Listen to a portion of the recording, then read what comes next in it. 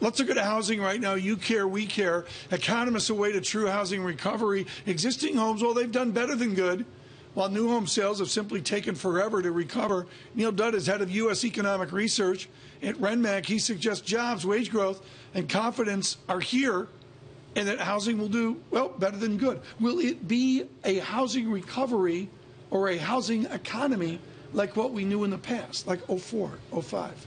Well, not like 04, 05, but just to get back to normal, there's still plenty of upside to housing and residential investment. I think what's most interesting about what's going on right now, Tom, is the fact that the housing market is starting to percolate at a time in a business cycle when it normally starts to fade out. I mean, we're getting close to full employment. When that usually happens, we're already well past the peak contribution from housing, and now we're just sort of starting. What is driving that? Is that new households forming? I think it's new household formation. I think it's lending standards easing. I think it's wages beginning to pick up. As going back to kids moving out of their parents' house. So that's all going to help construction. Are the millennials going to fix everything? Sometimes when we have these conversations, particularly about housing, the answer is, they're going to buy stuff, they're going to get jobs, everything's going to be fine. Is that true?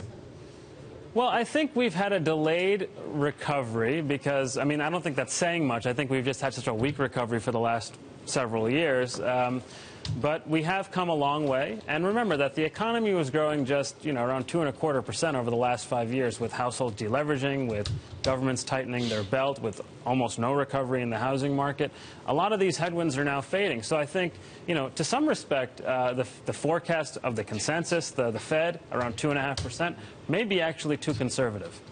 Who says that housing will get back to the old normal, Neil? What would be the new normal for housing in terms of, millennials finally they're buying? I think 1.3 million on housing starts, 1.2 million. I think that's probably the new normal. But we're still well below that, so there's still plenty of upside.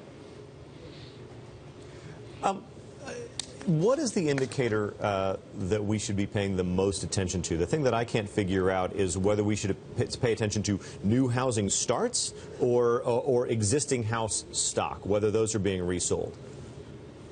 Well, there's so many ways to sort of slice the apple with housing, right? You can look at builder sentiment, you could look at prices, you could look at home sales and construction. So, with home sales, for example, I think what we'll likely see going forward is a pickup in new home sales relative to existing home sales. A lot of the increase in existing sales was investor-led, distressed sales. Those are coming out of the market. So resale, that market's normalizing, and at the same time, I think builders are positioned to gain share. Go ahead, Vanessa. Well, I was just going to say, the trouble is it's that indicator we look to feed into GDP, right? Not so much the new home sales? Well, the resale market is 80% of the market, and also you have construction. So there's, again, there's broker commissions, there's new construction and the like.